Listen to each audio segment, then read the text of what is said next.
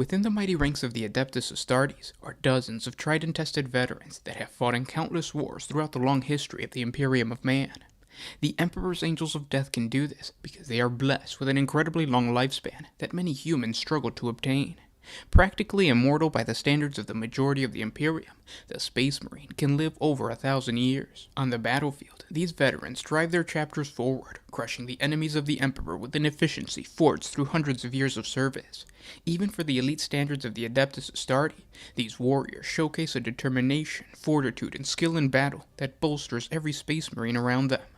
They are the embodiment of death, reaping the enemy's souls without a second thought.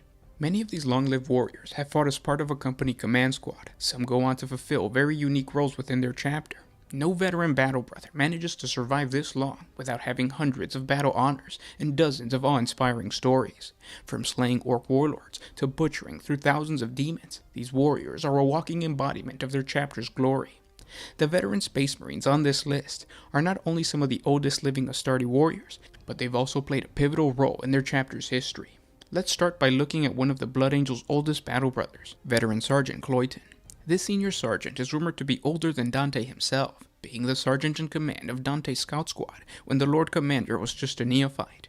Eventually, Clon was elevated to the rank of Guardian of the Shroud of Sanguinius, one of the chapter's most honored positions. He stands vigil over the Blood Angel's most revered and holy relic, the remains of the ancient battle standard that the Emperor used to cover his dead son Sanguinius, right before battling the traitorous War Master Horus during the final hours of the Battle of Terra. Clon guards over the ornately decorated iron box that holds the tattered remains of this holy standard. Locked in a stasis field, this relic holds a powerful psychic aura that causes any son of Sanguinius to experience mild effects of the Black Rage when in close proximity to the blood-soaked shroud. When exposed to this relic, battle brothers become fiercer than ever and seek only the death of their enemies in an orgy of savage and bloody destruction. It is believed that Clon's wisdom and bravery is what allows him to overcome the effects of the shroud.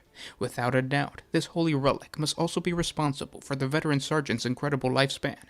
It is almost unheard of for a battle brother to last this long without being entombed within the dreadnought sarcophagus. And then we have the Grey Knight Epimetheus. This veteran's true story is shrouded in mystery. All that is known is that Epimetheus was originally a Terran-born Dark Angel, known as the Nemean.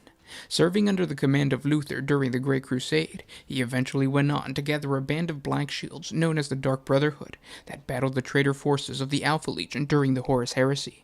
During the conflict, he received a recruitment call from Nathaniel Garro, asking him to join the Grey Knights. It is rumored that upon reaching Titan, Malcador the hero removed his progenial gland and replaced it with the gene seed of the Emperor himself. Epimetheus would go on to fight in the Battle of Terra alongside the Emperor, and rumors spread of his death, when in reality, Epimetheus would lead a full brotherhood of Grey Knights in what was known as the Great Scouring. For him and his brotherhood, the hunt for the traitors would last a century due to the warping effects of time in the Immaterium, but for the rest of the Loyalist legions, the entire scouring would last only 7 years. Epimetheus would eventually volunteer to stay behind on the planet of Pythos to watch over the Damnation Cache, and he would remain there for 10,000 years in suspended animation until he was awakened by the invasion of Abaddon the Despoiler. Epimetheus would battle the forces of chaos alongside the Inquisition, but was eventually taken prisoner by Abaddon, who wished to experiment on his unique gene seed. The true whereabouts of this veteran remains unknown to this day. Now we move on to Watch Commander of the Imperial Fist Mobile Fortress Monastery, the Phalanx, and the first captain of the Imperial Fist Chapter's first company, Darnath Lysander. This historic Space Marine was a natural-born survivor before he even became a Space Marine, having survived an orc invasion, a heretical uprising, and the perilous pilgrimage to Holy Terra. When he was finally chosen to join the ranks of the Imperial Fists, Lysander carved a successful and brutal career, becoming a sergeant, and most famously vanquishing the heretics of the planet of Iduno. As captain of the second company, he led the storming of the Eldar cruiser Blood of Cain, and eventually earned the prestigious rank of captain of the Imperial Fist First Company. Like most Sons of Dorn, Lysander had a unique hatred for the Iron Warriors, and this boiling rage would lead directly in the hands of his rivals after him and his battle brothers disappeared into the void for roughly 1,000 years. Captured by the Iron Warriors, Lysander had to battle his way free from the clutches of the traitors, and managed to return to the Phalanx, where the majority of his battle brothers were all gone, and the new Imperial Fist probed him for Chaos corruption. Found clean, Lysander didn't regain the position of captain of the First Company until the death of the chapter master, Vladimir Pugh, after refusing the promotion of chapter master for himself. Another one of the Space Marines' most honored veterans is Captain Pellas Mir'san, the oldest member of the Salamanders chapter. This ancient warrior has earned many titles, including the Winter Blade and the Defender of Nocturne. He served as the commander of the Second Company for more than 150 standard years, and before that, he served as a chapter champion for 30 years, remaining undefeated for his tenure.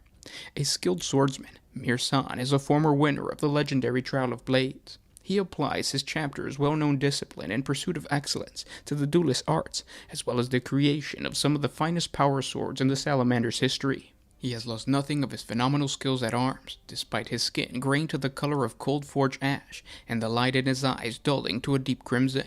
He has tempered the blade of his wisdom to a fine edge through his experiences with countless enemies and innumerable conflicts. Captain Mir'san is most famous for commanding the Salamanders chapter contingent throughout their involvement during the Badab War against the infamous tyrant of Badab, Luft-Huron.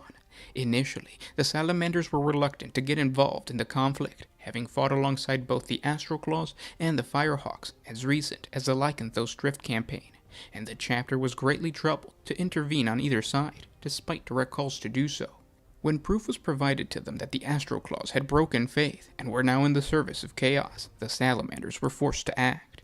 The chapter could only send a small force consisting of the Second Company. Although few in number, the Salamander force was heavily engaged throughout the conflict until the bitter end, playing key roles in several important events that defined the course of the war. Mir'san would go on to be part of a Salamander strike force that went to aid the besieged Imperial base of Thrastos from an Orc attack from war boss Borzog.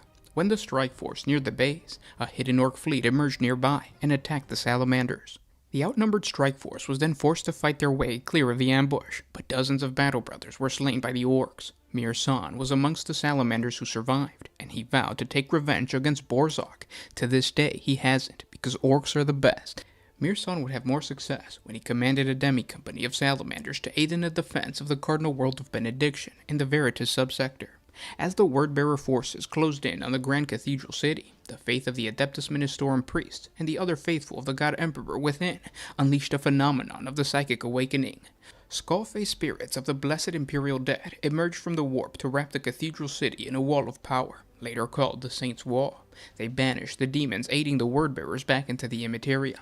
The Salamanders took advantage of this to launch a fresh assault on the advanced formation of the Wordbearers, breaking through to the bridge over the River Carmen and cutting the heretic forces in two. And finally, we get to one of the most popular Space Marines when we talk about veterans, Commander Dante of the Blood Angels. Over 1,500 years old, this commander has managed to survive the Black Rage and the Red Thirst, although rumors are that he succumbed on various occasions to these genetic flaws, but managed to come back. After the Blood Angels chapter and their successor forces secured victory against the Tyranid High Fleet Leviathan's assault on their homeworld, the Primarch Robert Guilliman, acting as the Imperium's Lord Commander and Imperial Regent, bestowed upon Dante the title of Lord Regent over the Imperium Nihilus. This decree effectively positioned Dante as the ruler of the Imperium's distant territories severed from Terra by the Great Rift, basically half of the Imperium under this veteran's control. In the aftermath of the devastation of Bao, Dante opted to undergo the rigorous transformation process, crossing the Rubicon Primaris to become a Primaris Space Marine. Subsequent modifications were made to his armor and equipment to accommodate his augmented physique, including increased stature, muscle mass, and physical strength. So not only is he one of the oldest Space Marines, but he's become even stronger than his younger self. Dante deserves a video all on his own. We'll get to it in the near future. I just wanted to end with the most popular Space Marine when we talk about old Space Marines. Thanks for listening, guys. Thank our patrons on Patreon. It is because of them that we can do this. Link in the description if you guys want to support us. It's just $1 a month. But if you can't, just by liking, commenting, and sharing, it helps out the channel. So thank you, guys, and I will talk to you tomorrow. This was Gershwan with One Mind Syndicate signing out.